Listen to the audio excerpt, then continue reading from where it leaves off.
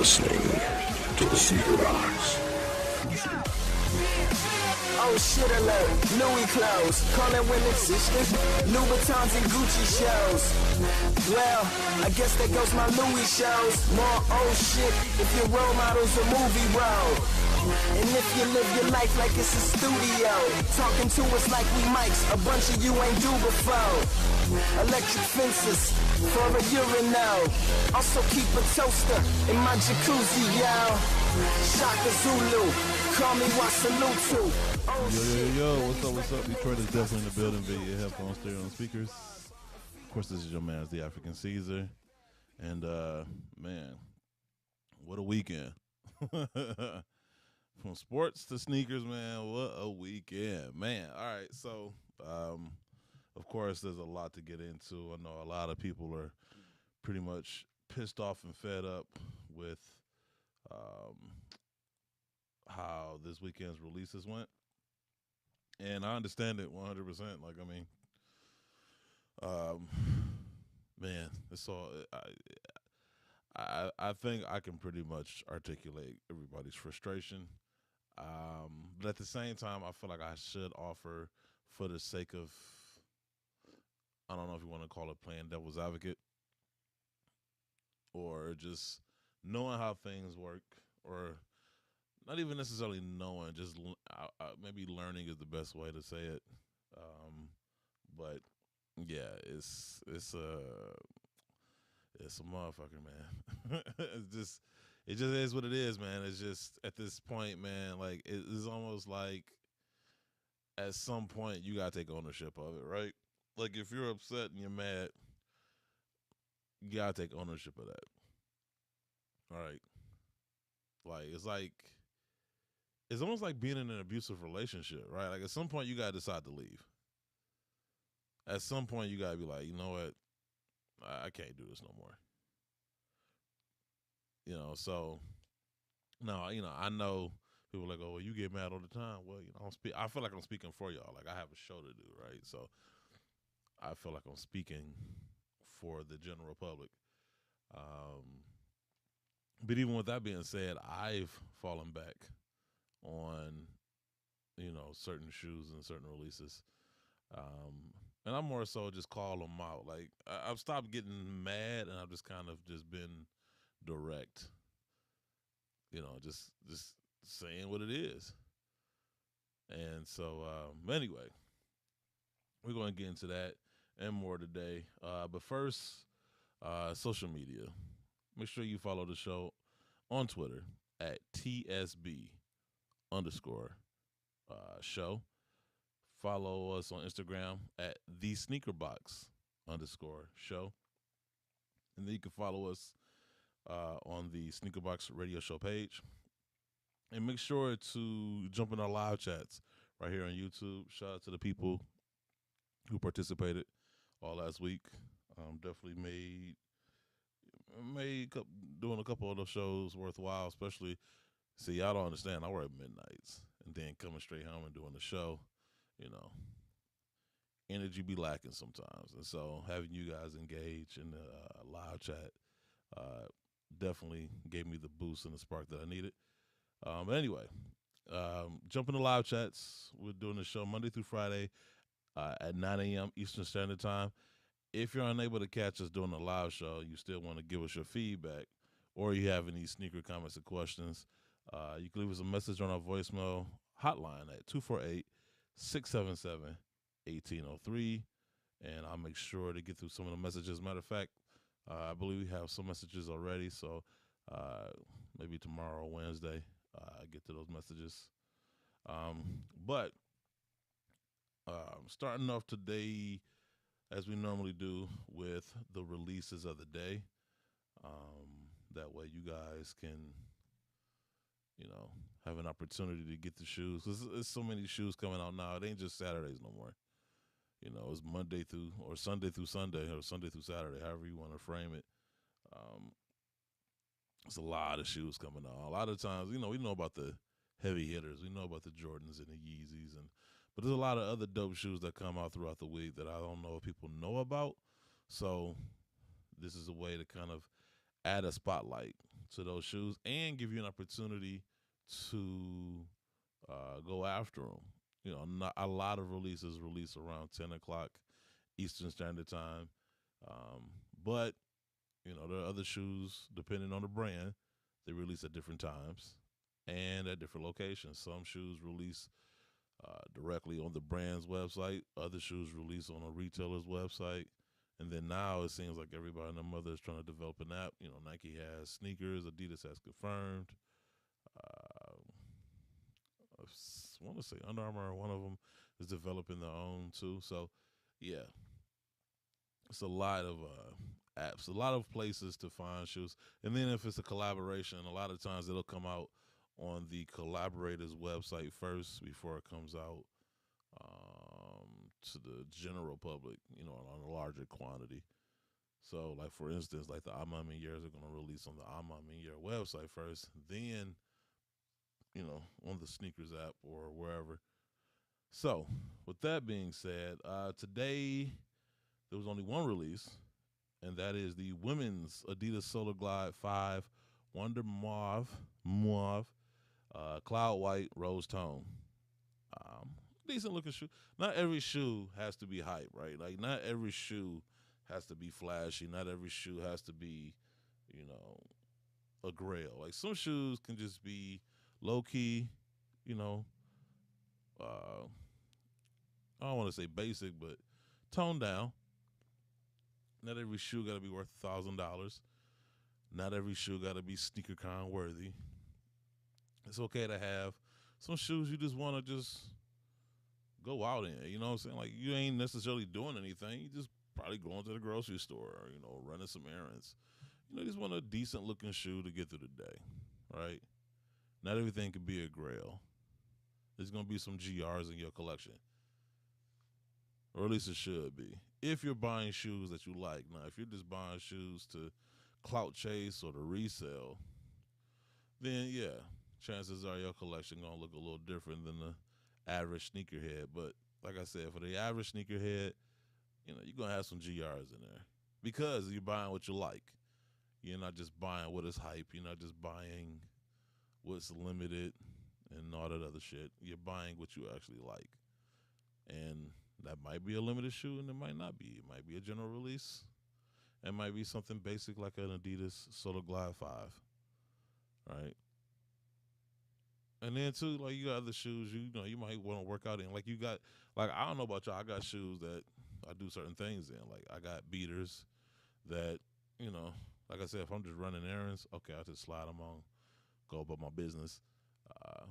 Also have other beaters that I keep in the car. You know, you go to like a family function or whatever, and you know you want to throw around a football or, you know, a game of softball might break out or a game of basketball might break out, and so you know you don't want to wear your nice shoes to do all that. So you go to the car, change into your beaters, and then you know you play whatever games you and your family are playing.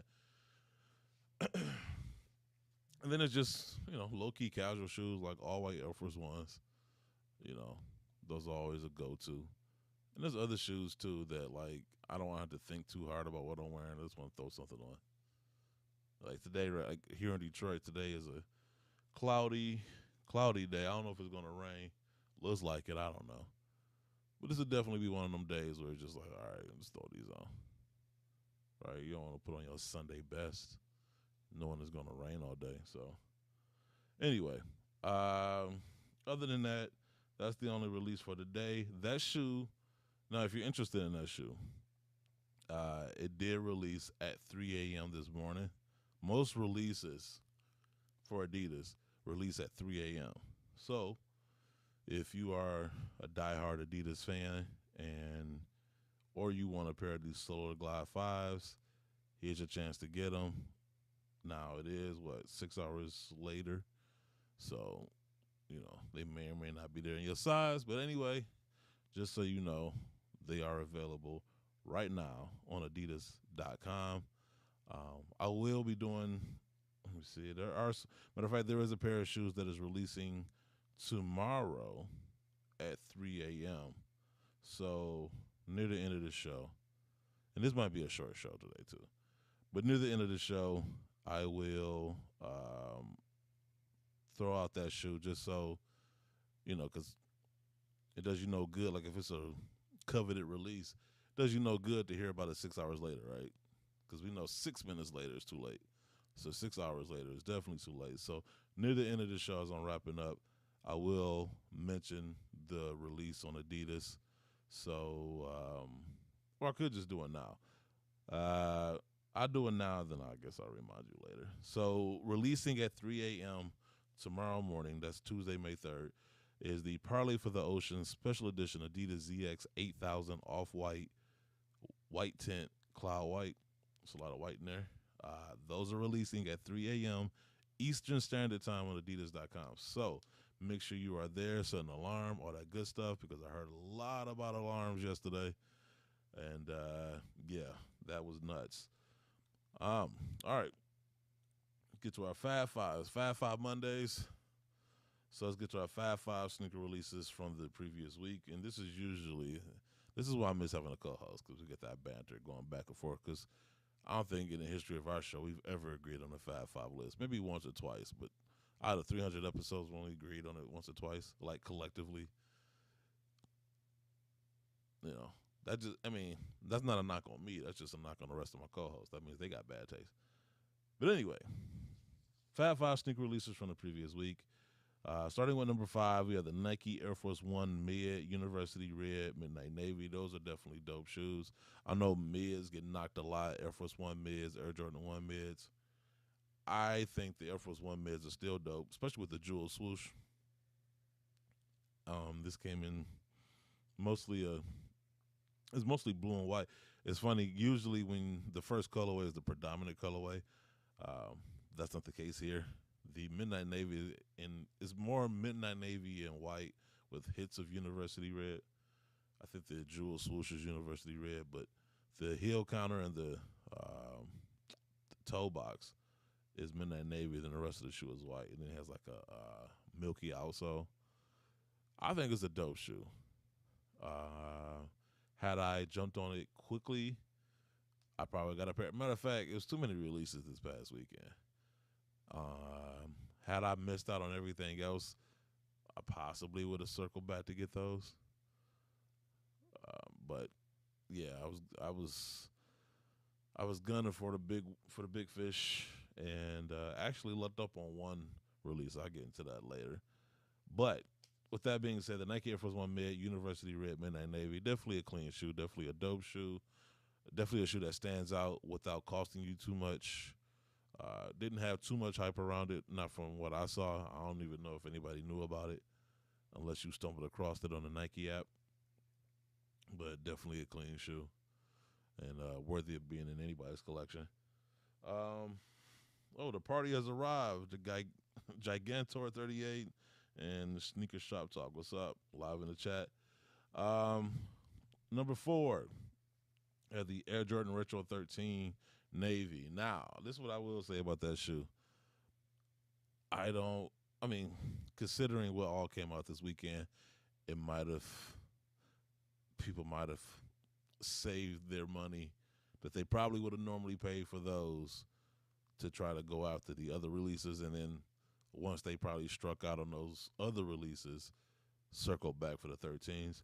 Now, me personally, while I don't hate this shoe, I don't really have a reason to dislike this shoe. For some strange reason, I prefer the low. Now, I don't know if that's just nostalgia. I don't know if that's just because that's the first iteration that I saw it as, and so I can't see it as anything else. I don't know. I just know I prefer it as a low versus a mid. It's just, I don't know, something about it just seems off to me. It just seems weird. I don't hate it though. Like if I went to the outlet and I saw it, I'd probably pick it up. Because I like 13s. 13s are probably, as far as silhouettes are concerned, probably top 5 Jordans for me. Because they're so unique. Like that's just great. That's a great concept, and that's just great storytelling. The whole Panther thing going on, the Black Cat thing. I just thought that was just perfect execution on the shoe. From the outsole, trying to mimic a panther paw, to the hologram trying to mimic a Panther eye. Just a dope shoe, I think. So, let me see. Number 3, this is going to piss a lot of people off, and it might actually create some controversy as far as where it's ranked. I already know it's controversy as far as how it was released, but this might, poke a few bears on where it's ranked on this list. But, make your own list. Number 3, I had the Nike Kobe 6 Protro Mambacita. Now, I will admit, I've never been crazy about the Kobe 6s. I don't hate the Kobe 6s. Let me iterate. Let me emphasize that, because if I say I wasn't crazy about the 6s, that means I hate them. No, that just means I wasn't crazy about them. I was indifferent to them. Depending on the colorway, the colorway could make the shoe look great to me, and then it could not make the shoe look great to me. So it really came down to colorways for me. And I'm probably I know I'm in a rare category when it comes to this. I was never a big fan of the Grinches. Just wasn't. The Grinches never did it for me, like, ever. Not to say I hated them, because I've seen worse shoes. I'm just saying I wasn't that crazy about the Grinches, especially for the resale price. Like, nah, I'm good. I wasn't about to wake up early for them. I wasn't about to fight no crowd for them. I wasn't going to stand in line for them, and I'm for sure not going to pay resale for them. So, but with this particular pair, the story behind it, obviously, the GG Sweet 16, like, how could you not? Man, come on now. Like, I shouldn't even have to explain, the story behind it. I believe Vanessa had some hand in designing this. And there was a lot of controversy behind this shoe, which I'll get into after this, because I do want to get to the Fab 5 list, because otherwise I go on a spiel about this for 30 minutes before I get through number 2 and number 1, right? But I believe Vanessa had a hand in designing this. It's a tribute shoe to both Kobe and Gigi. The proceeds went to the Mambacita Academy. And so, yeah, it's hard not to get behind the shoe. Plus, I actually like this colorway. It might seem basic to some people, but, obviously they were using the school colors. And, yeah, so, yeah, man, it was just, to me, it was a clean shoe. Great story behind it, worthy of having in my collection. So, but it made number 3 on this list. Number 2, now some people might, I'm telling you, some people might lose their shit, but I don't care. That's my list. Number 2, we have the Air Jordan 36 Spark Green. Now, before anybody says anything, now there's a difference. Now, this is a Fab 5 sneaker releases from the previous week, not the Fab 5 hype releases. These are based on looks, substance, story, like all those things combined. Like, whatever makes the sneaker dope, that's what it's based on as far as the Fab 5.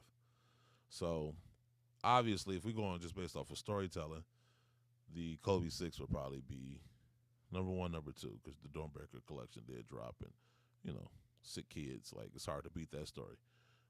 But I just think shoe for shoe, like, if I put the Kobe 6 in front of you and this green Jordan 36, and I just said, based on looks, which one looks better?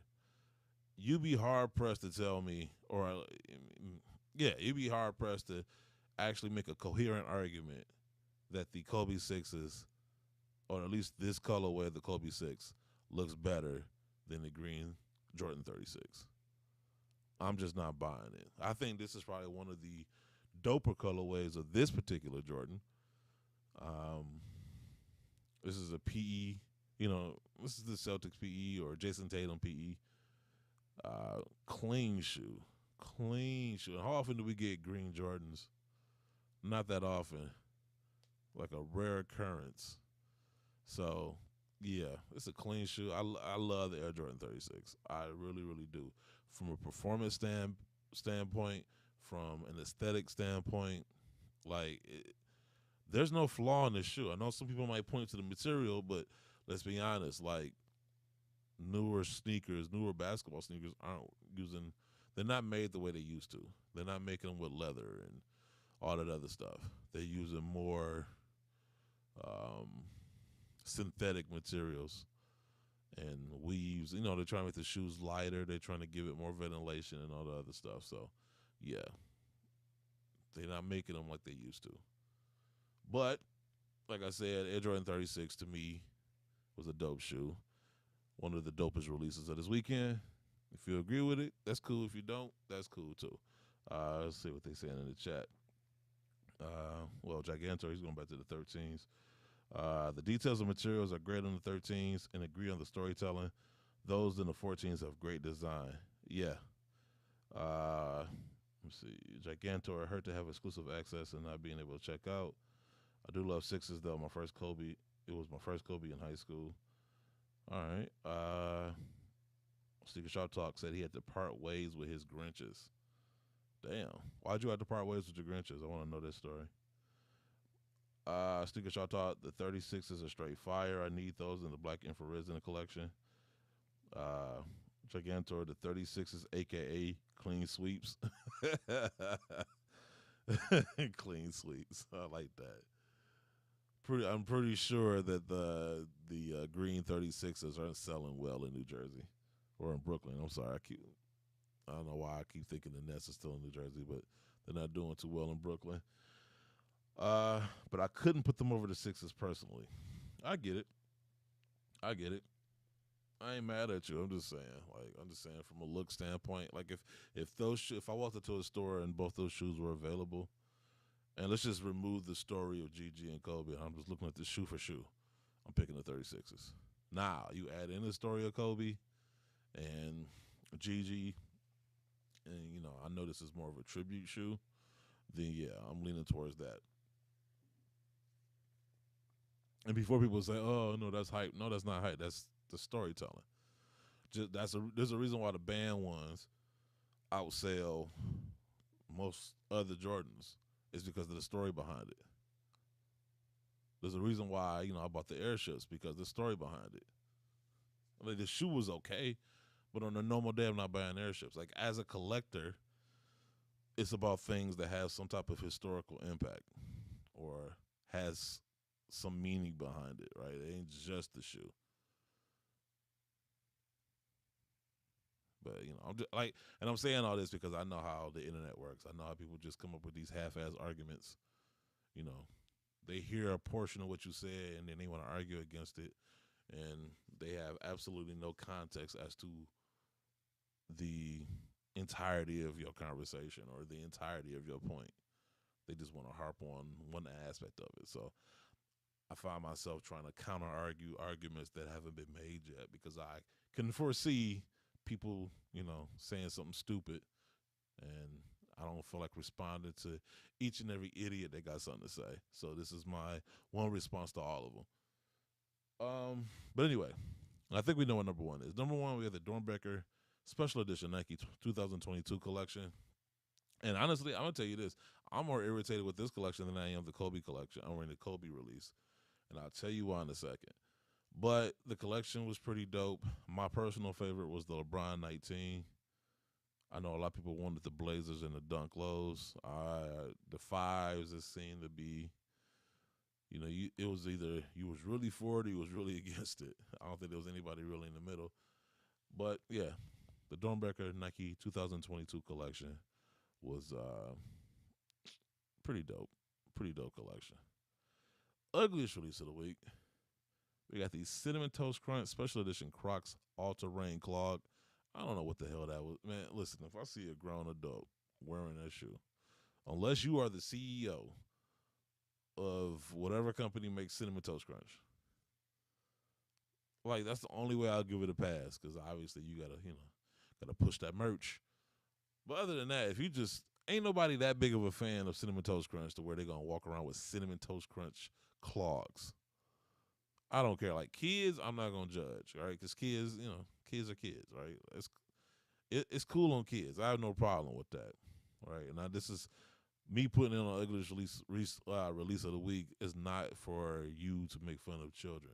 It is to make fun of any adult you see wearing this shoe, right? It's okay for kids, Not okay for adults. Now, it's okay to eat as an adult. I love Cinnamon Toast Crunch. My daughter loves Cinnamon Toast Crunch, right? But I'm not about to wear. I'm not about to wear Cinnamon Toast Crunch apparel, or at least this, right? Like not this. This is because I feel like I'm putting myself in a box by saying apparel or footwear or anything because God forbid somebody make a dope Cinnamon Toast Crunch themed collaborative sneaker in the future, and I'm fucked because I said something you know about adults wearing Cinnamon Toast Crunch shoes. So I'm not saying that you can't wear Cinnamon Toast Crunch stuff if it's dope. But come on now, this is a crock.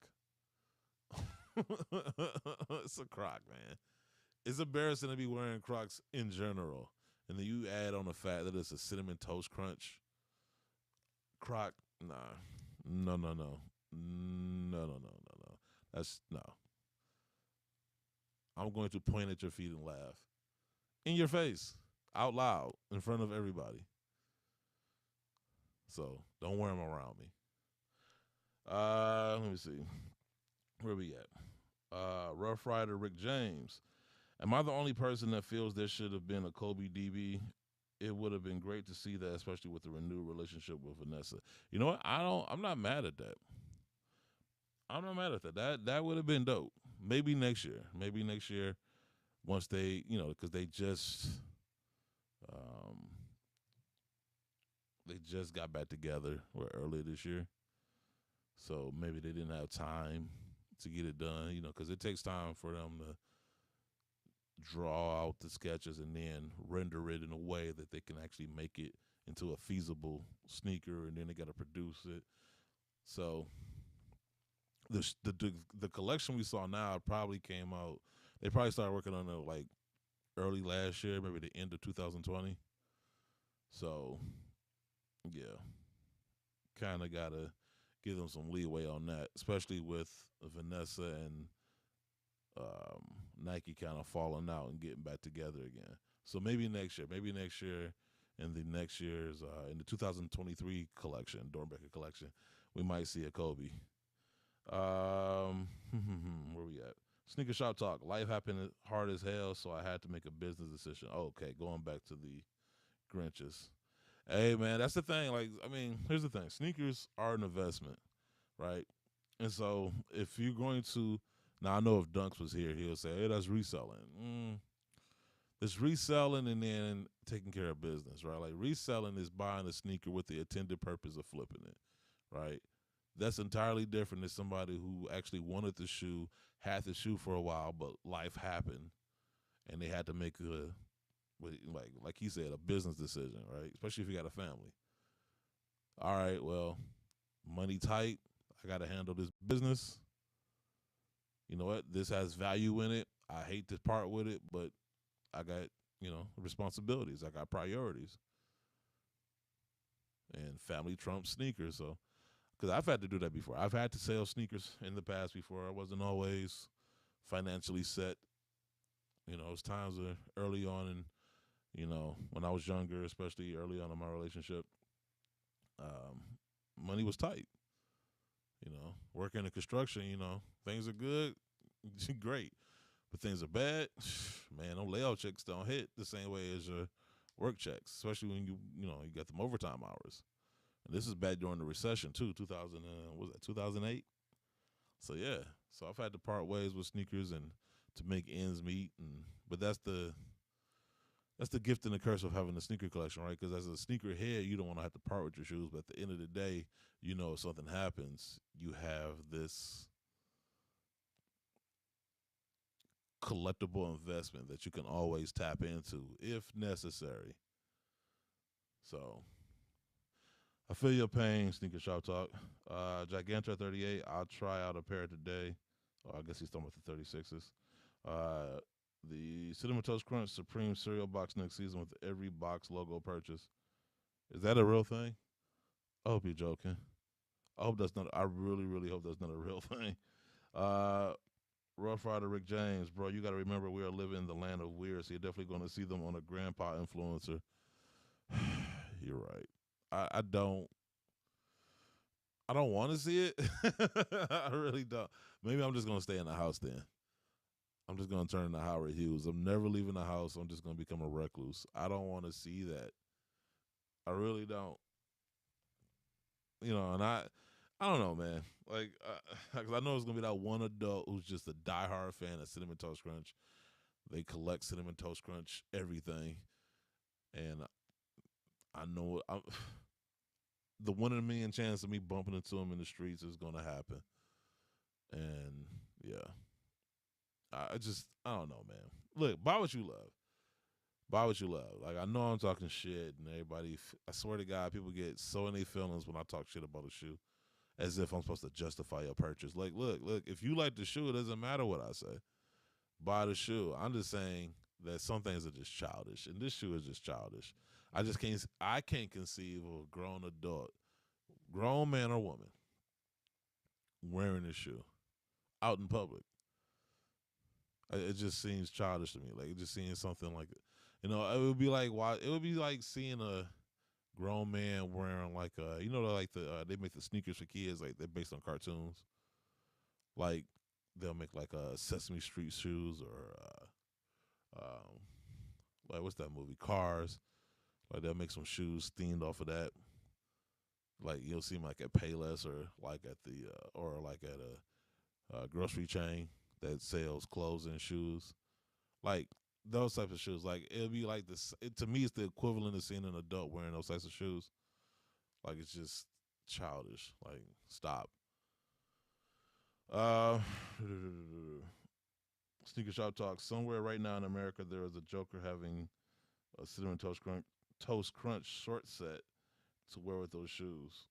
Oh God, come on, man! Y'all just getting out of control with this now. Y'all having way too much fun with this. Like, no, like, I don't even want to eat the cereal now. Like, we got Captain Crunch in there somewhere. All right, so real quick, I don't know if anybody's been watching the playoffs. We had the Bucks and the Celtics, and honestly, I thought the game would be closer than it was. I mean, Giannis is just Giannis, man. At this point, like, I mean, dude is like this weird hybrid where he's like a big man, but he can move like a guard. And he just, man, like the way he's able to cover ground is ridiculous. Like, I don't think I've ever seen that before. Like, he could be at the top of the key and take like 2 steps and like be in like dunking position. And it's wild. It's wild to watch. And the way he just kind of controlled the game yesterday, how he just, the way he was just passing and just kind of finding the open man or finding the right guy. Like, I thought the game would be closer. Now, mind you, it was only one game, so, I don't want to go too overboard because I remember this is years ago when the Lakers played the Kings. This back when, they was going head up. This was like that 7-game series. Like, the Lakers came and blew them out game 1. And then the rest of that series was tight. And so, for all we know, Giannis and them, had a great game 1. It could be tight from here on out. So I'm hoping for a 7-game series because I like both of these teams. I don't want to see either one of them go home. And then Memphis and Golden State. Now, going into this, I thought this was going to be like a 6 or 7-game series as well. And yesterday, the refs threw out Draymond. Now, granted, Draymond was stupid with that foul. Like, that was the dumbass foul. I don't even know. No reason for it. However, I don't think you get kicked out. If you want to give him a flagrant for that, okay, fine. But to kick him out the game, I thought that was just, come on, man. Like, these are the moments where, like, I think about my uncle, where he always said, like, hey, look, the NBA basketball is a sport, but the NBA is a business. Which is true. They're going to do they're going to do what's in the best interest of business. And so I didn't want to say that was a business decision because, like I said, Draymond, I mean, he gave them the ammunition in which, if people are going to take shots, don't give them ammunition. He gave the refs the ammunition yesterday. And I was like, yo, that's it. because Draymond was he is such a key part of the defense or defensive strategy. And so when they threw him out, I'm like, okay, that's a wrap. But it didn't seem like Memphis could really create any separation even after he left. And I was like, ooh, that's not a good position to be in. And then like the second half, it seemed like everybody was hitting shots.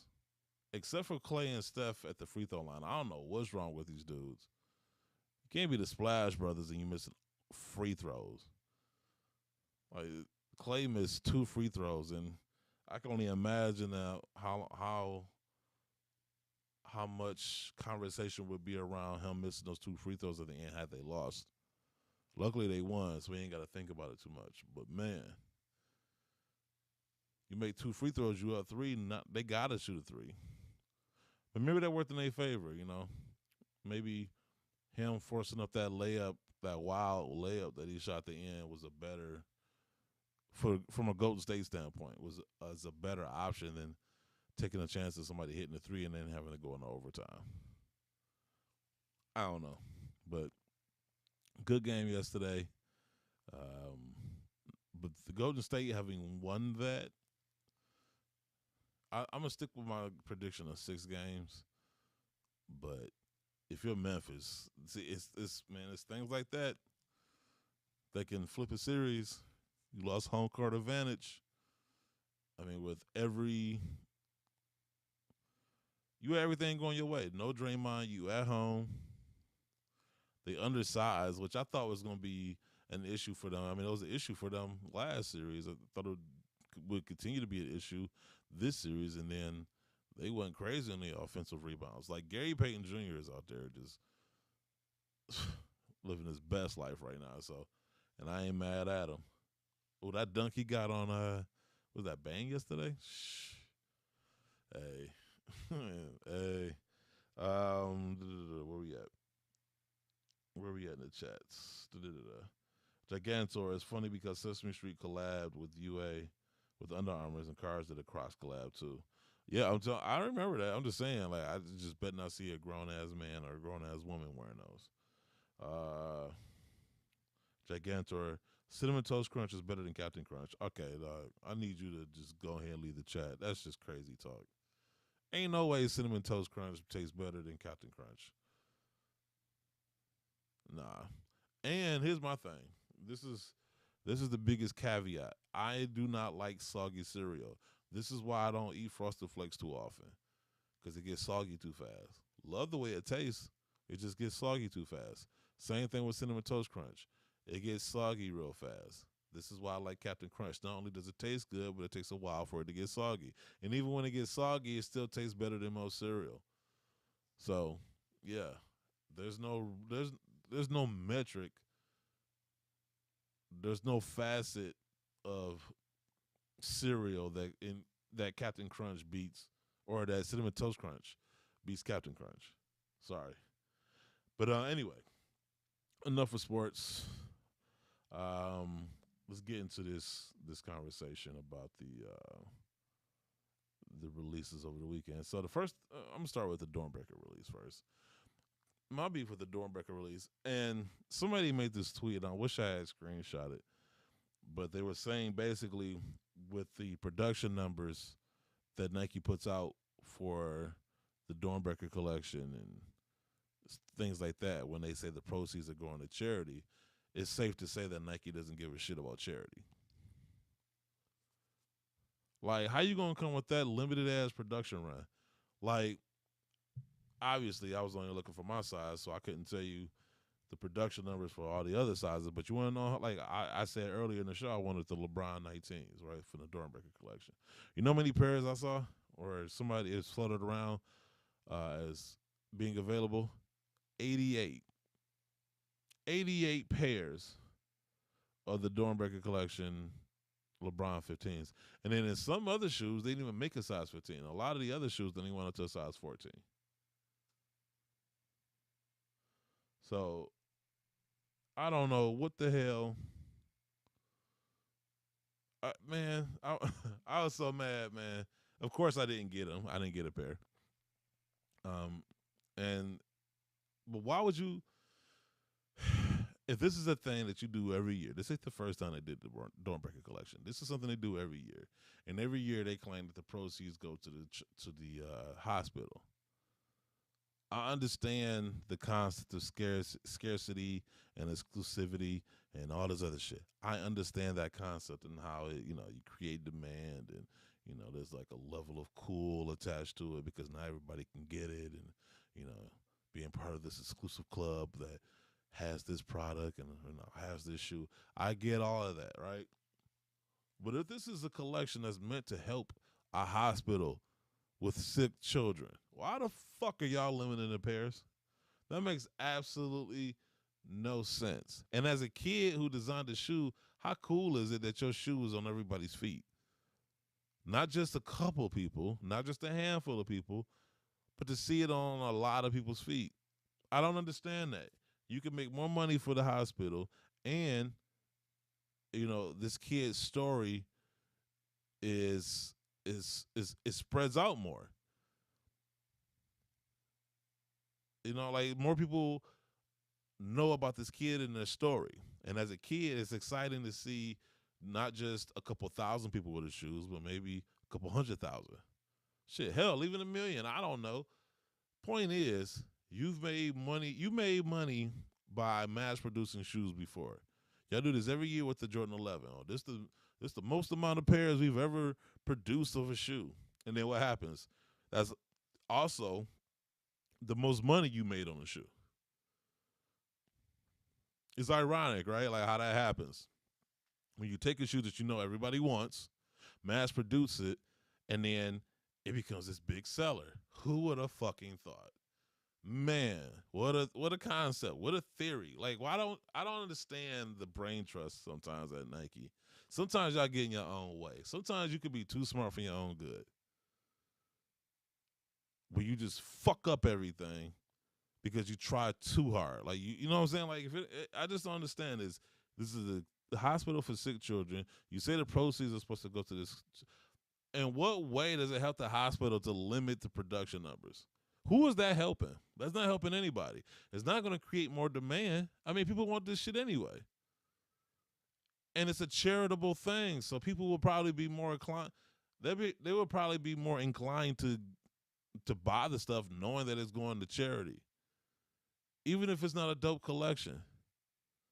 I don't know if that's what I don't know. Maybe that's what it is. Maybe y'all don't think this would sell if it was more available. But I want to say it was at 2015. No. 2018. This is 2018, 2019. I think it was 2018. I think it was more available because it was like at Foot Lockers. It was like in stores. And they sold out. They did pretty good. It sold through. So I don't understand the hesitancy to produce more pairs. Like this, it makes absolutely no sense to me. Somebody's going to have to explain what the point of limiting such a collection to such small numbers. I don't understand that. Who does that benefit? Instead of I mean, there was small numbers too, like small numbers, like smaller than usual numbers. I mean, well under 50,000. No, maybe not well under 50,000, but well under 100,000 for sure. Like a general release is somewhere between 150 to 250,000. That's what's considered to be a general release, right? When that many pairs are out in the market. This is well below that. Like I said, there was 88 pairs of size 15s. And it wasn't that many pairs in other sizes. I did like a quick glance. I can't tell you the exact numbers, but it wasn't too. I didn't see anything that really stuck out as far as production numbers for any other size, for any other shoe. And I just think it's 100% bullshit. I just think sometimes Nike gets in his own way sometimes. Sometimes they too smart for their own good. Sometimes they are trying to rig the game for no fucking reason. You won. Why are you rigging the game? You are going to win. There's no point of doing that. You rigging a game only makes you look bad. You know what I'm saying? Like, there's no win in it. Like, I just don't see the W in rigging the game for what? Who is that benefiting? You didn't make money. The hospital didn't make as much money as it possibly could have, and that kid's story or that kid's shoe didn't end up in as many hands as it could have. I don't know. So who wins in that? The level of logic not involved is ridiculous. And I understand that. Like sometimes you don't know if a shoe is going to sell, so you limit the numbers. Sometimes, you try to drum up more demand for a product to obviously create a level of hype and create a level of demand for it, so that more and more people want it. I get that too. But this is the Dornbecker collection. Like I said, this ain't the first time y'all dropped the Dornbecker collection. I don't know how many years you've been doing this, but you've been doing it for a while now. Long enough for us to know what it is, what it's about, and if we want it or not. Right? Like, that's the whole appeal, is that you have sick kids designing their own shoe. No matter how bad we might think it looks aesthetically, it's still pretty fucking dope that these kids get the opportunity to be creative and tell their story through sneakers.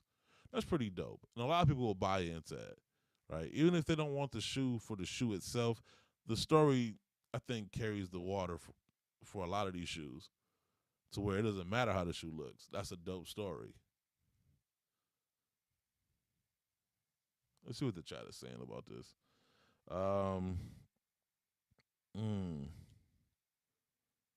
Giganto, my man, saying Sunday service sermon over it. Man, I'm just saying.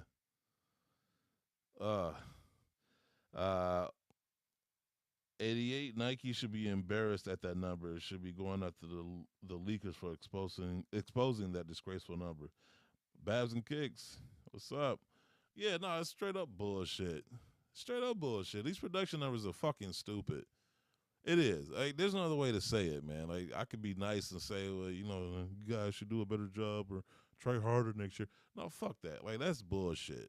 That is absolute bullshit. If you really cared about these sick kids and, donate money to these hospitals, using sneakers as the guise or the fucking, vehicle for that shit, then actually produce numbers that actually could generate money. Like, half these shoes are going to end up in the hands of resellers. And they're going to flip it for 2 times, 3 times, 4 times the amount. At that point, y'all ain't seeing that money, neither are those kids. So it's fucking done. The only people that's actually making money off of this shit is resellers. Resellers are making more off of this shit than the hospital did.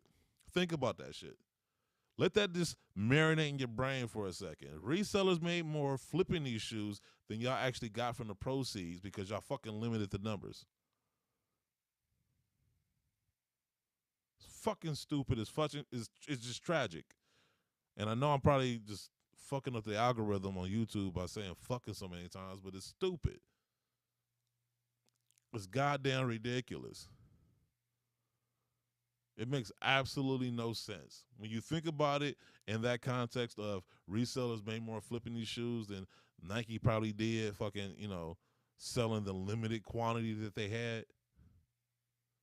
Like, who was that benefiting? You probably could have made 4 times the amount you did and gave the hospital 4 times the amount that you gave them. The hospital benefits, the sick kids benefit. We benefit. You benefit. There's no losing in that. I don't know. I said earlier, didn't I say earlier, like, we have some culpability in being angry? But I feel like I'm speaking for the community, and I feel like, these kids deserve more than you half-assing. That's what it feels like. Like, the only thing that makes sense to me is that you had no faith in this collection. You felt obligated to do it, but you didn't have faith that it would sell. So you limited the numbers. That's the only thing that makes sense to me. Because there's no way you can actually come up with a reason as to why you limited the numbers and that somehow was beneficial to anybody other than resellers. You just can't. But I'd love to hear you try, though. I almost double dog dare somebody from the brand if you're listening. Even if you don't want to say it publicly, text me, email me. You know I'm not gonna tell nobody. I just want to hear it. I just want to hear you attempt to make that argument. Which leads me into the next shoe. The Kobe's. Man, were people pissed about that shoe? Oh boy. Oh man. Okay. Okay. So let me start off by saying I actually want a pair of those shoes. I didn't think I was going to get a pair. Matter of fact, I wasn't even going to try. I wasn't even going to try to get those shoes. Well, okay. So this will happen. So yesterday, when did they come out? I don't know if it was Friday or Saturday. I don't know what day they actually came out and said that they're going to release the Kobe 6s this weekend via the Sneakers app through exclusive access. But I just remember when I saw it, I'm like, okay, here go the bullshit. Exclusive access. What does that mean? And then they vaguely laid out the details as to who would get exclusive access. And basically, in so many words, people who have engaged with the app, bought product, basically they made it seem like their top customers were going to get it. Now, here's the thing. If you're a reseller and you've been using bots, if the algorithm just sees who's been engaging and who's been buying, that's going to put resellers at the pole position, right? So that doesn't help. And I think most of us knew that. It was like, okay, if that's based on that shit. Because let's be honest, so far, this whole, you engage more with the app, it puts you in a better position to get product. That ain't true. And look, and on top of that, you ain't about to trick me into watching your boring ass content about some product. I'm good. If I can't get the product, I can't get the product. Like, seriously, I'm no knock on anybody that's had the opportunity to participate in some of the content of Sneakers app. I'm just saying, we said this in a podcast before, like it's branded content, so they can't do certain things, so they got to play it safe, and safe is boring. Because a lot of shit it's just boring. There's no other word for it. It's just boring. So you're not about to fucking bore me to tears just to fucking buy a pair of Jordans, Air Force Ones, Air Maxes, whatever. I'm good on that. I did my due diligence. I did what I was supposed to do that week. I went to work. I earned my money. I got a check. I'm taking part of that check to buy your product. That's all I need to do.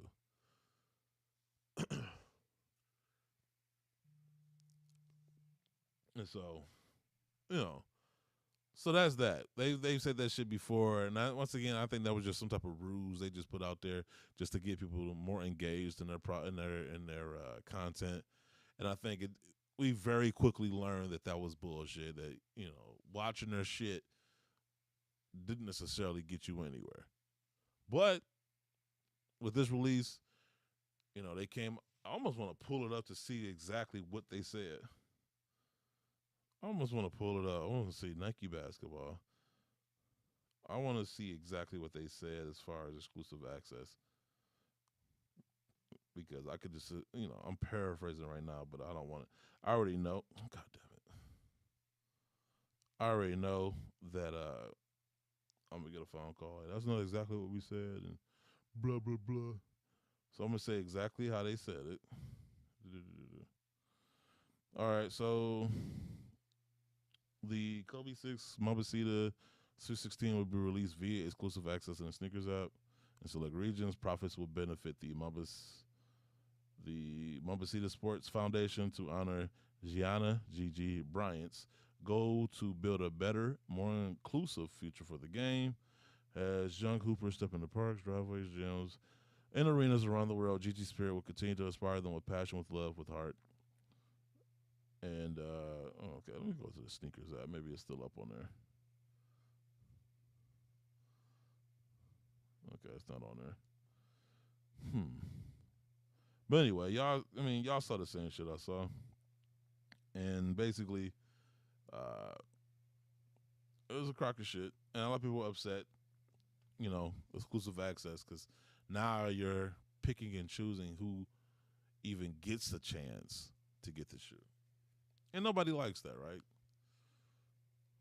So imagine a store, like imagine you standing in line for a store, and they're like, the owner comes out and just randomly picks, like he just like you, just starts picking people out of the line at random and says, okay, the people I picked could only buy this shoe. You're kind of pissed because it's like, what is the like, what's the reason? What's the justification? What's the litmus test as far as who gets access and who doesn't? Now, they tried their best to explain it, but even the explanation was vague and it didn't really give you any concrete idea as to who or who wouldn't be given exclusive access. But, like I said, I tried going for the Dornbreaker collection, took an L. I was kind of annoyed, and then when I saw the thing with the Kobe stuff, I was just like, yo, okay, I'm never getting this shoe, so fuck it. I'm going to sleep. And so, I don't know why, but I thought when they gave you exclusive access, like, I thought it was throughout the day, right? Like I don't know why. It was like, I just remember looking at the clock. It was like 9 o'clock in the morning or 9-ish, somewhere in there. And so I did check the app once, just for shits and giggles to see if I had exclusive access. And I didn't see it. So I just figured, okay, well, I don't have it. So I think I started cooking breakfast, and it's like, okay, I'm going to make breakfast, watch some TV, and take a nap. And so I'm kind of halfway sitting there, and I think, Guru, Gino, and Dunks, we're chatting in a little group text chat or text thread. And I think it was Dunks, like right at 10 a.m., he put out, Kobe's as like a reminder. And so I saw it, and I just assumed he won. And I was like, oh, shit, you won. He never responded. And so anyway, about a minute or two later, I get a notification that says you have exclusive access. And I'm like, oh, shit, what? So now I'm kind of like, all right, well, I'm going to shoot my shot. But I didn't, I got this thing where I keep all my money in my savings, and I have to transfer some over because, I got a daughter who's on my account, my Google account, and she'll buy up a whole bunch of stuff, and I wouldn't even know it. And next thing you know, I got $50 of, games and apps that I didn't pay for that I didn't know about. So I keep all my stuff in my savings, and I got to transfer over. So when I saw that, I'm like, oh, shit. So now I got to take the time to go to my bank account, log in, transfer the money over, and then go back to the sneakers app and then try to get my size. So I do that. I go on there, and it says sold out. And I almost was like, oh, well, fuck it. But if you scroll down, you can still see the size run. So I'm like, well, shit, I could still select my size, so let's see what happens. So I select size 15, and it, like the little shoe icon pops up where it kind of like morphs into different silhouettes. Basically, it's pending, or it's trying to, it's like buffering or something. It's trying to get you to the checkout. Finally get to the checkout. Click OK. It does the whole buffering shit again. And then it says something about an error. So it takes me back. I click on my size again. Go through this whole thing again. Was buffering. Takes me to the checkout. I click on it. It says error. And I'm like, that's some bullshit. I did it a third time. Cycles. Checkout, error. I'm like, I'm doing this one more time, bro. Like, swear to God. And I'm done. I did it that last time. Cycle. Went through checkout. And it's buffering. And I was just about to put my phone down. As I'm putting my phone down, I get another alert that says confirmed. And then I get an email from Nike.com saying order confirmed. I'm like, the fuck? So I go to my email and I look at it, and it had, the picture of the Kobe, how much I paid plus tax, all this other stuff. I'm like, the hell? When I go back to the sneakers app, now it's saying purchased. And I'm like, the fuck out of here. Like, if you would have told me that I would have got those Kobe's, like I said, I didn't even think, I didn't have the money in my account to get them because I was just like, I'm done taking L's. I'm not jumping through these flaming hoops no more. I'm good. That was up until I got this, the notification of exclusive access, and somehow I won. And it was unfortunate because I can't tell you how many times I went on Twitter to see people, like even Jock Slade, he said he went on there and he said that it said sold out. And I told him, like, dude, it's at the same thing, when I went on there. But you had to keep, going through it. For whatever reason, it was giving off the idea that it was sold out when they still had pairs left. And so people saw sold out, just instantly gave up. A lot of people didn't get exclusive. It seemed like a lot of people got more exclusive access than I thought, which leads me to believe that there were more pairs than we thought. Because the way they made it sound, like, when you say exclusive access, it sounds hella limited. And coming on the heels of the Dornbreaker collection, I'm thinking, okay, here we go with 88 pairs of size 15s again. That's what I'm thinking. And so when I got my pair, I'm like, shit, okay. And so it's hard to be happy, but at the same time, like, recognize, like, yo, like, there's still some bullshit because a lot of people that wanted the shoe. And I thought that was the whole basis of Vanessa kind of walking away from the Nike deal to begin with, was the fact that the Nike, or one of the things, was because Nike was limiting Kobe shoes and wasn't making enough pairs for his fans. Like, I think she had even made an IG story around the Grinch release where she called out Nike and said, she wanted them to make more pairs. And that was kind of a sticky point. So when this happened, I had to remind myself. So here's the thing. People kind of forgot. These shoes were already made. If you remember a year or so ago, Vanessa Bryant was upset because she said that they had took her designer and made the shoes already. And the reason we knew they made the shoes already is because I want to say it was the Del Sol Kobe's that had released, and somebody bought a pair of those but was accidentally sent a pair of the Mambacitas. And that's how we caught wind that this shoe was going to come out and that it was already made.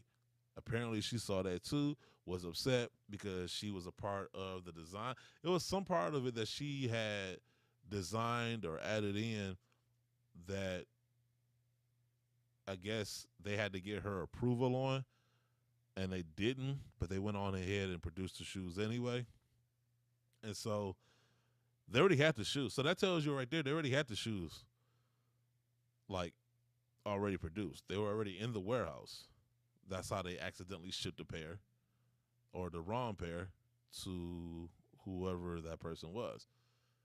So that tells you already right there. Like, they just basically held on to that stock. And then once they renegotiated with Vanessa and everything was honky-dory as far as them back together again, they're like, okay, cool. What we're going to do with this inventory? You still want to sell? Cool, you do? All right, all the proceeds going to go to the school, blah, blah, blah. That's what ended up happening. So they already had their stock. Like, when did the shoe come out? Like yesterday? It takes about 18 months to 24 months for a shoe from concept to design to production, shipping, and then landing at the warehouses or at the retail store.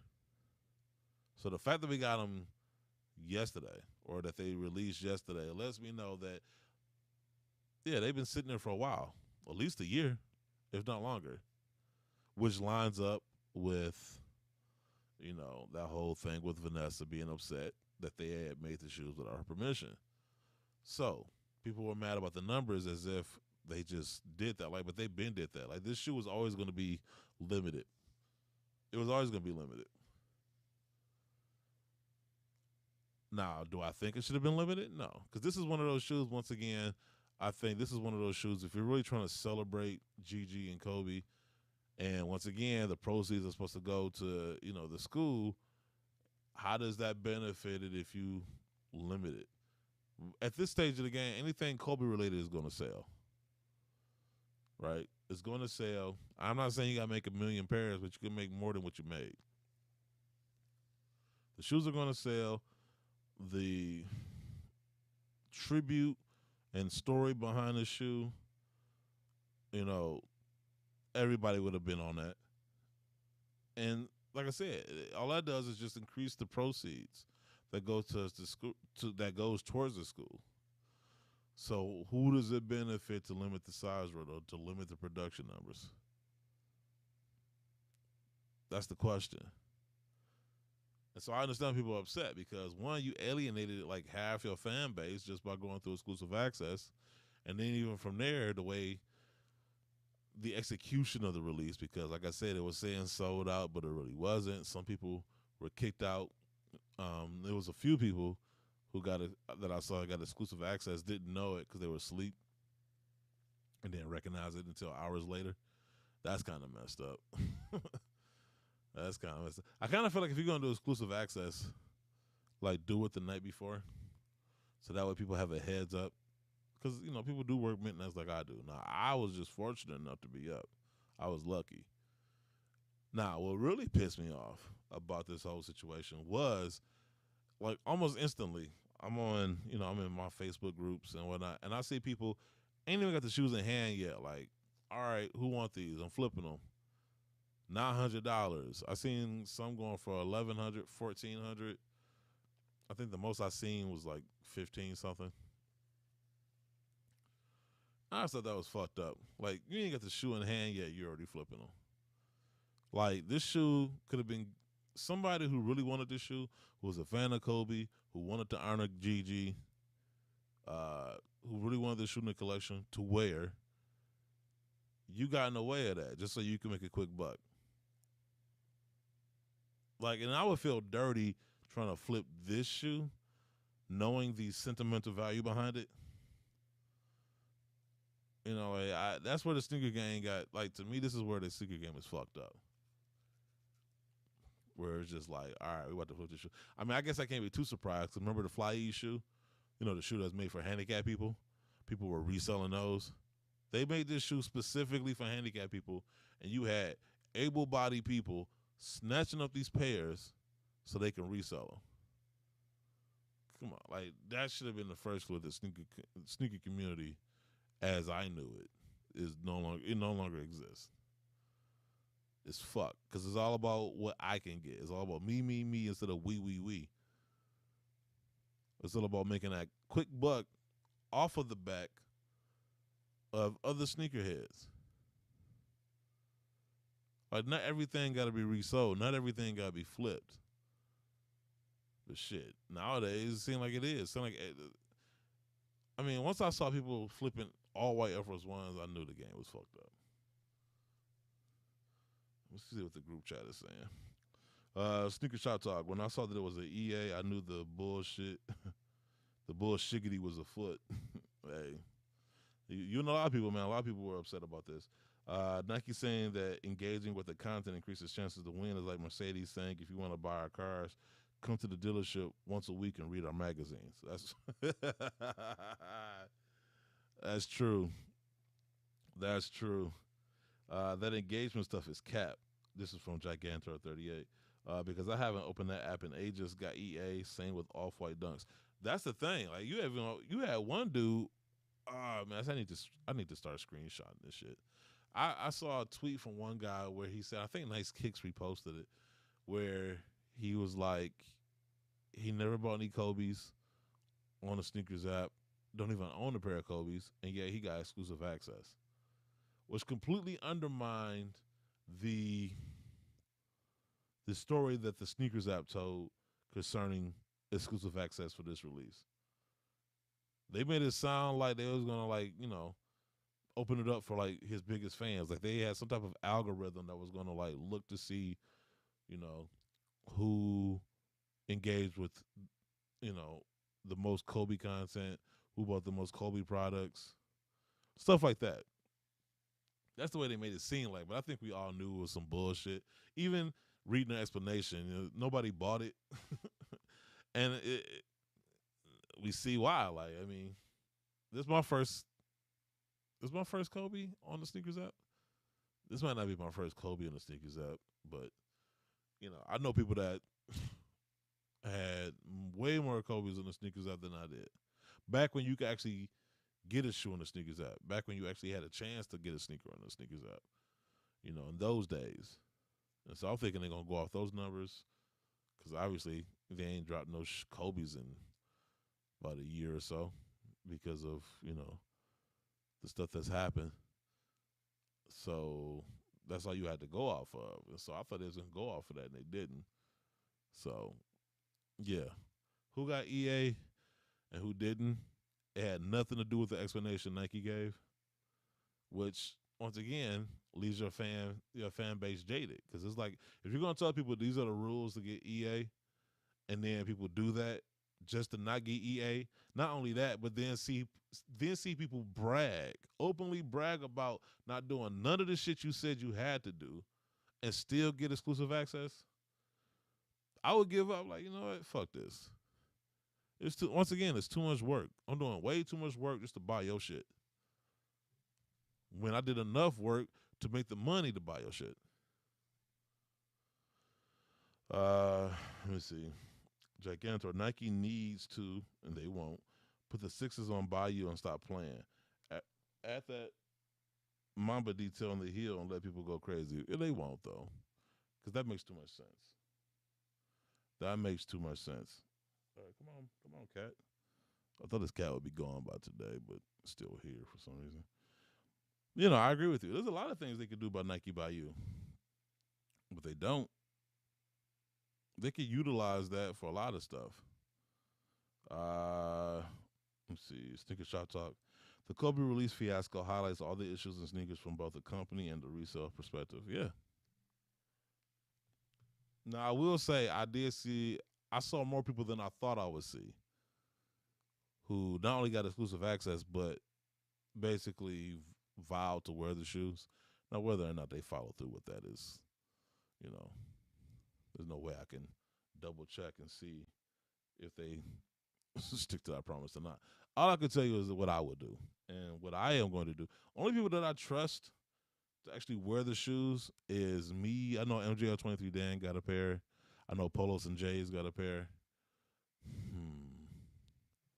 People that I actually know. Not just aware of, but people actually know. I think, off the top of my head, those are the people that I can remember that I know, that I trust to wear the shoes, that aren't just getting them just to flip. Cat, okay, Jesus. This cat is so needy, man. This is why I don't like pets. I said this in the first show. I do not like pets. Okay, let me not say I don't like pets. I like pets sometimes, but like I'm over it. Like I get it. You want to be rubbed and dog, me too. But I can't just go rub myself on somebody. That's called sexual harassment. If I just went up to some random girl and started rubbing myself on her, it's gonna be a problem. But yeah, here you are. Jeez.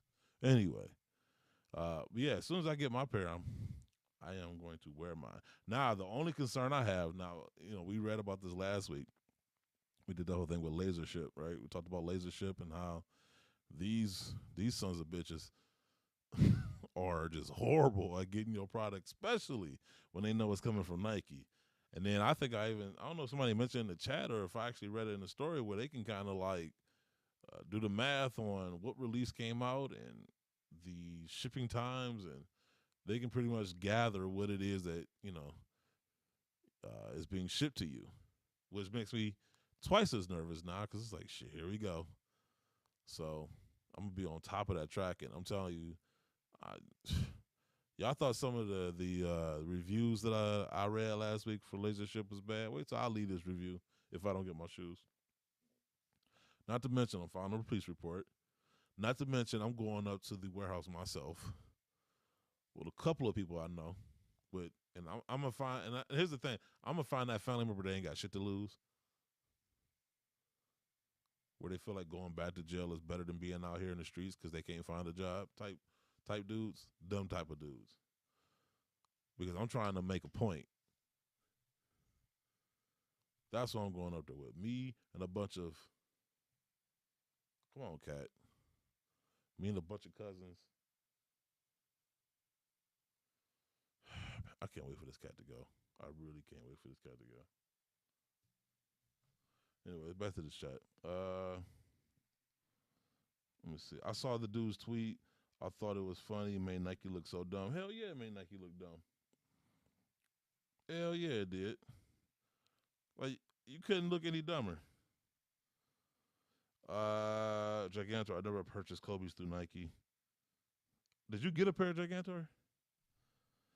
Sneaker Shop Talk, I know I wear them. I might even put them on the court. Polos and J's, I'm not going to wear them for a while, but they will never leave my collection. Hey, man, come on. God damn this, Kurt. Bruh. Oh, my God. Why are you here? You got all these places you can go. You got the whole apartment to your, not to yourself, but to wander and venture. Okay, go. Man, thank you. Anyway, you want to bug me? I'm over here trying to do a show minding my business. Got a whole bowl of food, just waiting to be eaten. Got all those toys over there, and you want to bother me. Anyway, so Polo and J's. Shout out to Polo and J's. I didn't think he was gonna jump on here. But yeah, I'm probably wearing. I'm breaking them boys out on foot. So I don't know if anybody knows, but you know the Pencil Academy. If you don't know what that is, that's like a design academy created by Dr. Dwayne Edwards, and basically it's a way for people to get into the footwear industry. It's an avenue that didn't exist before because, like, you talk to people that work in design or just work in the industry, like basically it was a matter of luck. You had to know somebody, or there was no real definitive way to get into the industry. You kind of just had to luck your way into it. So he's created an avenue to get in there, and so they opened up. Basically, they set up the base of operations here in Detroit. They opened up an HBCU here. It's a fully accredited college program. And so meeting with those people throughout the week and, doing some things. And so it's funny because we're supposed to hang out tomorrow. And initially, so shout out to Sean Paper Chaser Williams. It was funny because we went out Saturday and, we're eating and whatnot. And I was wearing my Sunset 36s. And so they saw what I was wearing, and they were like, they was asking me how they felt and all this other stuff. And Sean mentions that he couldn't wait for he was like, I want those Jason Tatums. And I was like, the Celtics one? And he was like, yeah. And I'm like, they came out, right? He was like, what? And I was like, yeah. Like, as a matter of fact, I ordered my pair, and I showed him, my order, and, he was looking at the tracking or whatever. And I remember he made a joke about Laser Ship. Like, Laser Ship just got that reputation. Anyway, so he's on there scrambling, trying to find his size and whatnot. And so we're supposed to hang out Tuesday, do some stuff. And I told him, like, if I get my shoes Monday, I'm wearing them Tuesday. So we going back and forth. And but if I get these Mombasitas today or early tomorrow, I'm definitely going to wear those instead. Because, wear your shoes, man. Now, I know Polo said that he's going to wait to wear his, and that's fine. I mean, that's cool. I mean, I'm not telling anybody when to wear them. I'm just saying wear them. As long as you are not, like, even if you don't wear them, right? That's fine, too, if you just add them to the collection. I'm talking about people who are just buying them with the explicit purpose of flipping them. Like, to me, that's just fucked up. I mean, I think flipping is fucked up to begin with, but I think in particular with this shoe and what Kobe meant and what Gigi meant, and the people who really wanted to own a piece of that because of whatever connection they had to Kobe, whether they're fans or whatever. I just think it's just something about it just feels dirtier than usual, if that makes sense. Um, Gigantor, I got exclusive access, but it wouldn't let me check out. Gigantor, goddamn, this cat literally what I said last night. Boy. Whoa, I need to proofread these before. Fuck it. I done said fuck like 20 times. So. But no, so, yeah, the whole Kobe thing, I understand it. I do feel like maybe some of my anger is tempered because I got a pair. But then also, too, I kind of feel like there's only so much anger you can have when you consider you got that release and then you got the Dornbreaker release that happened the day before. It's just like there's only so much anger to go around. I think both releases could have been done better. I think they definitely could have produced more pairs if they were really concerned about proceeds and that going to the school or going to the hospitals. Pauls and J's, I agree. Some shoes shouldn't be resold for profit. Yeah, it's just something dirty about. I don't know, man. I would feel dirty knowing that I bought this shoe just to flip it. Like I actually, like I said, it's a tribute shoe. You know what I'm saying? It's just I don't know, man. Like from people who are deceased, this is like I said. I want to say Vanessa has some hand in designing this shoe. And so to have a wife and a mother design a shoe for her deceased husband and child, and you taking that and using that as a way or means to make a profit just feels dirty. And so, oh, no, we didn't. Thank you, Gigantor. Thank you for touching on that. Peter Moore. Peter Moore died over the weekend. Actually, I think he died on Tinker Hatfield's birthday, which is wild. But, yeah, for those who don't know, he designed the Air Jordan 1, and he also helped design the Adidas logo. So he's known by both brands. He's instrumental for both brands. Definitely a legend in the game. And so, which, I don't know, and I hate to be petty, but this reminds me of the post by John Geiger where he's like, basically just saying he's did more than any designer there. And I'm like, dog, shut the fuck up. Like, how you gonna steal somebody else's design and then say you a better designer than that designer or anybody else? Like, shut up. Like, shut the fuck up. Like, I was talking to Mosh, last week, and I was just like, dog, you can't call yourself a designer if you ain't designing shit. You can't steal a Jordan 1, throw a Thunderbolt on it and call you a designer. You can't take an Air Force 1 and then just add your initials on it in some fancy-ass way and call yourself a designer. You're a great logo designer. If I need a logo, yeah, okay, call John Geiger. But other than that, if I need a shoe design, I ain't calling you for shit. Like, Mosh, the reason Mosh, the focus is on his shoe is because it's his shoe. It ain't anybody else's. You don't look at his shoe and say, that looks like that's a Mosh. That's a Mosh shoe.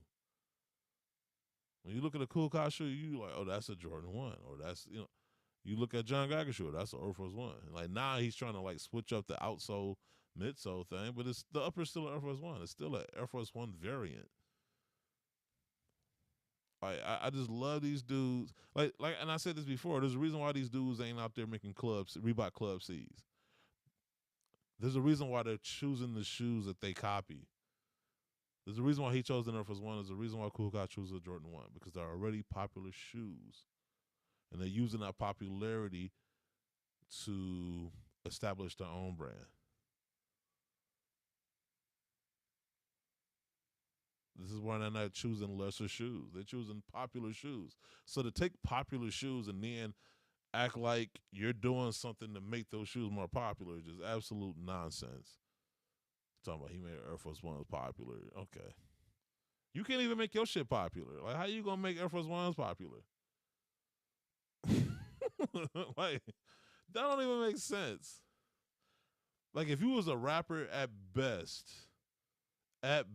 you would be like, you'd be like known locally, right? But you wouldn't be mainstream. You'd be one of those rappers where it's like, okay, like somewhat decent, but most of that is based on the fact that you just took popular instrumentals. It ain't even about you. Like, that's how most rap music is now. Like, it's about the beat and the hook. Whatever is said during the rest of the song is, irrelevant for a lot of people. There's no such thing as lyricism. It's the beat and the hook. So, like, if you're only popular because you got good beats, that's the producer. That ain't got shit to do with you. I want to meet the producer. Like, the rapper can stay at home. And that's what John Geiger is. He's that. Like, Nike's the producer. You know what I'm saying? Like, you're only popular because you make Nike Air Force One variants. And even then, I wouldn't even, when I say popular,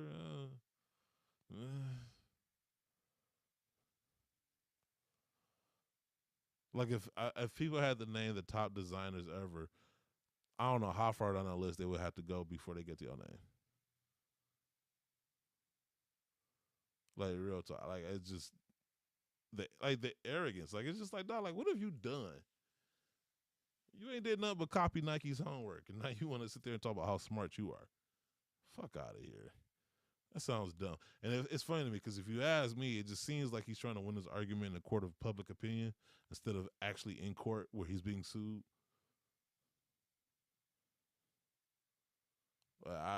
That's just me. Like, just makes absolutely no sense to me. But back to Peter Moore. I know I went on a tangent.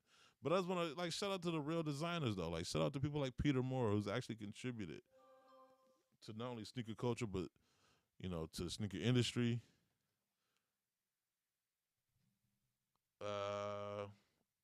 Gigantor is so crazy since they're making a doc about the signing of Mike with Nike. Yeah. I mean, it's supposed to be a movie, not a doc, and honestly, I don't know what type of movie that's going to be. I mean, that sounds like a 30-minute YouTube video, not an hour and a half movie, but, we'll see. Sneaker Shop Talk, the people who pulled that with the Kobe's are death profiteers, plain and simple. Agreed. Gigantor, it is Nike's 50th. So much these last few days. Yeah, honestly, the fact that it was Nike's 50th birthday kind of just came and went. Like, there was nothing. I feel like there's more celebration around Air Max Day than there was around their 50th birthday. Like, 50th that's a big milestone, especially for a company. To be around that long, to have that type of longevity, to have that type of success, I mean, that's a huge milestone. I'm surprised that they do nothing special for it. But maybe they didn't want to overwhelm people because you got the Dornbecker collection, you got the Kobe's, you got the Jordan 13s on Friday. So maybe they didn't want to overwhelm people. But, yeah. Gigantor said, man, JG is a vulture. Yeah. Yeah, we can agree on that. Said variants. John Geiger in the MCU confirmed. Cool guy in the multiverse of sadness. Wow. The puns by Gigantor. Speaking of which, I'm going to see Doctor Strange this Thursday. And I got to stay off the internet because already somebody leaked clips of John Krasinski as Mr. Fantastic. And we seen Captain Carter, even though that was in a commercial. That was an actual official commercial. I think we all know Professor X is going to be in this. So it'll be interesting to see. I can't wait to see how this all plays out and what type of in credit scenes we're going to see. I'm probably going to see this like 3 or 4 times in the movie theater. Yeah, I can't wait to see this movie. For whatever reason, I really can't wait to see this movie. But for whatever reason, I'm like halfway excited to see the Thor movie. I don't know why. They had the teaser trailer that came out a week or two ago. It was okay. And for whatever, I don't want to say for whatever reason, I know the reason. Black Panther or Wakanda Forever. I'm really, really, really. I'm just not excited to see that. Like, how do you not recast T'Challa? I get it. Chadwick Boseman was the man. I get it. This is the way to honor him, but I feel like you honor him by recasting the role. You don't just get rid of the character T'Challa. Like, the man was dang near invincible and he dies off camera. How? Like, I just want to know how they're gonna pull this off. Like, cause I remember the first movie, and to go from that to whatever they have planned.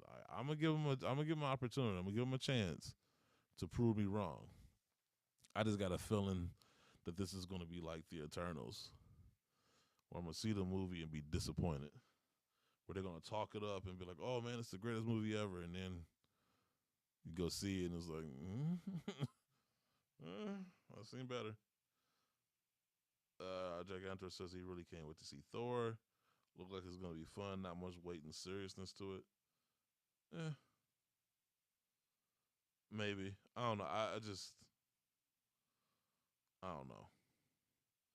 I'm not gonna say I'm not that excited. I'm just. Yeah, I guess the word excited does work here. But I'm gonna give it a shot though. I'm gonna give it a chance. I mean, Marvel. They've had more hits than flops, and even their flops are like just okay. Like, they're not trash. Like, DC's had some trash movies. Like, trash movies. Like, Batman vs Superman was just disappointing as fuck. Most of all their movies are bad, actually. The only ones I really like was Man of Steel, the Zack Snyder cut Justice League, Aquaman, Shazam. Yep, that's it. Because even if everybody says, "Oh, Wonder Woman was so good," was it really though? Was it really? I kind of feel like it was. I kind of feel like they had a stretch of such bad movies that anything decent was gonna look great in comparison to it. It's almost like like the girl that takes her ugly friends to the bar, right? But in comparison, she looks like a 10. Even though she's like a 6 or 7, she looks like a 10 standing next to her ugly friends. And that's what I kind of felt like the first Wonder Woman movie was. It was like, okay, well, you got Batman versus Superman and whatever the fuck else they had come out around that time. I think the theatrical cut of Justice League. So those are the ugly friends. And so Wonder Woman standing next to those two movies looks like The Godfather. It looks like, a fucking instant classic. But if you actually look at the movie itself, it was just kind of like, nah. She was dumb as hell throughout the movie. Like, she swore everybody was Hades. And then she killed the wrong dude just to find out the other dude was really Hades. And then that would have to be the worst CGI fight in the history of CGI fights I've ever seen in my life. I don't know. To me, the movie was just, And then the second one was even worse. Oh, my God. Which is ridiculous that she got a second movie, but Superman didn't. Like, honestly, I think Man of Steel is by far the most underrated superhero movie in the history of superhero movies. The hate that movie gets, I don't understand. That was a great Superman movie. More realistic. Like, if a powerful alien came to this planet, motherfuckers wouldn't be cheering for that dude. They'd be like, oh, shit, here we go. Like, we start planning for the worst. Like, you see the first Superman movie with Christopher Reeve, everybody's happy. Oh, yay, hooray. He caught that lady and he caught that helicopter. Hooray. This movie, he saved the planet. People still trying to take him out. Remember at the end of the movie, they had the drone trying to follow him, and Superman, he destroyed it. Like, what I'm saying? Like, people would hate this dude. Governments would be lining up to capture him and test him, and wouldn't nobody trust that guy? Wouldn't nobody be very few people will be cheering for him. Now, after he done saved X amount of people, then yeah, maybe the cheering might grow. He might, he might, develop and gather more fans in the process. But starting off, hell no. If one dude showed up and could take out an entire army and we couldn't do shit about it, nah. Not this country, at least. Come on now. This is the same country that had people think that an election was stolen. You think they about to put their trust in some alien, an illegal alien? An illegal alien comes that has the ability to topple the country? Oh, yeah. Republicans will love that. They love that scenario. I got off of YouTube. Here we go. Secret Shot Chalk. They're going to Judy Winslow T'Challa. Basically, he's going to go up some stairs and never come back down. He's going to go upstairs to his room. We're never going to see him again. Gigantor. Aquaman surprised me. I didn't like Wonder Woman, especially Ares. Yeah, I was just like, the whole movie is just her just going, hey, are you Ares? Hey, are you Ares?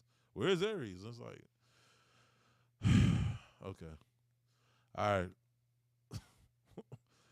Okay, so Wonder Woman, she gonna do anything? Like, she gonna fight? Like, she did have that one fight, that one scene where she reclaimed that town. That was pretty dope. That was dope.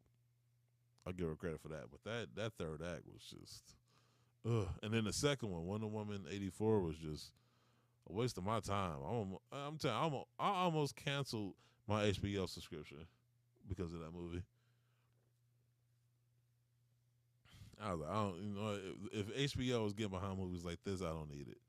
And I almost canceled. But I was like, no, let me wait. Maybe they'll do right by me at some point. And they did. They came on with other stuff. Like, I just got on a Harley Quinn cartoon, funny as hell. For whatever reason, I just got on a Rick and Morty like the end of last year, funny as hell. What's that show at the Lakers? Winning Time. That's my go-to. I love John Oliver. The Batman, that's on there now. So yeah, so there's plenty of reasons for me to watch HBO. But I'm telling you, Wonder Woman had me really considering.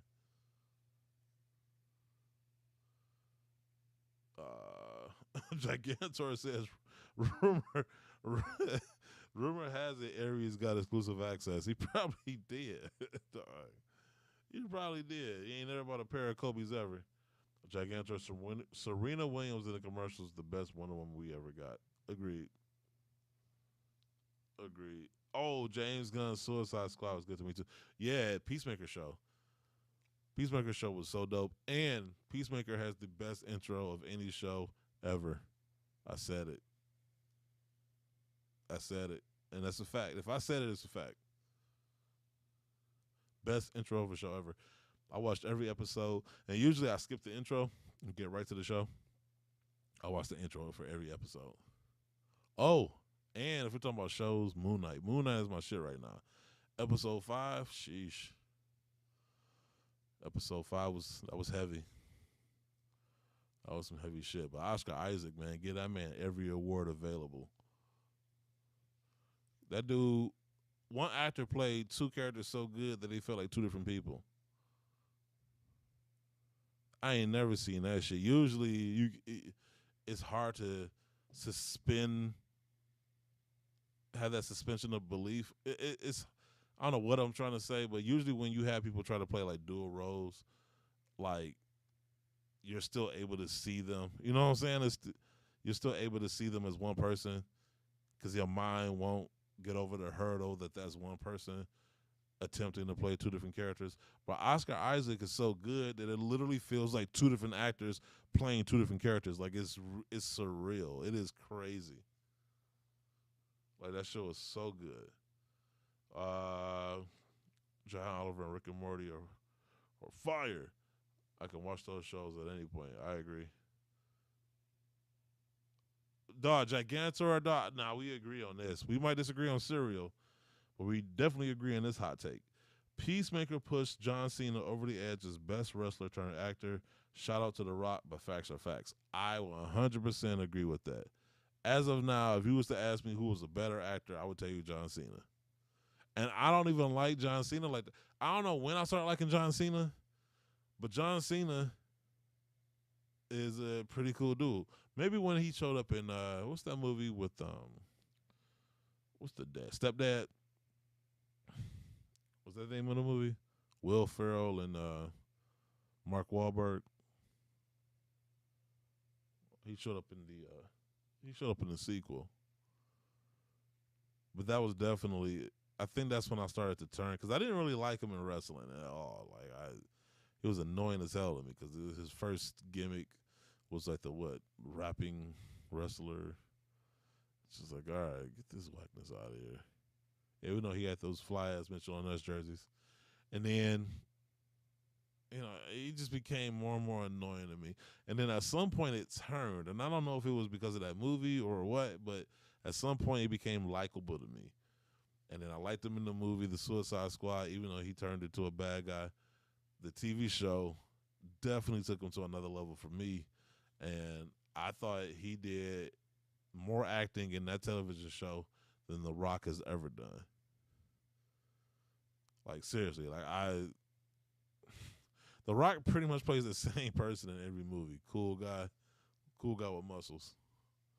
The only time he played anything uniquely different was what's that, Central Intelligence with Kevin Hart, who annoys the hell out of me. I don't know. Kevin Hart is not funny to me. But anyway,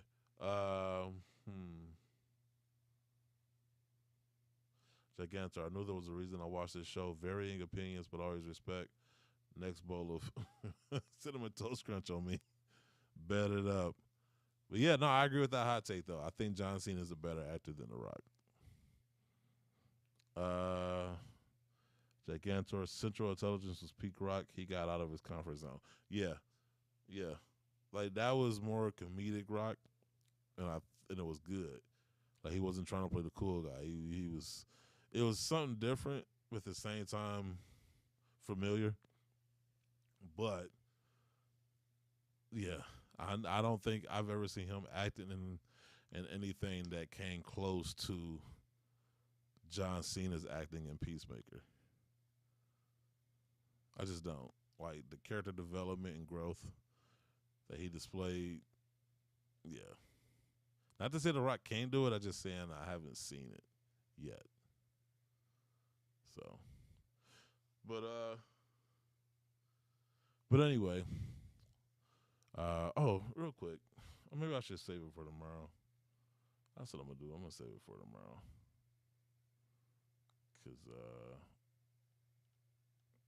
Lord knows what I'm gonna have for you tomorrow. Still gotta do some show prep on that.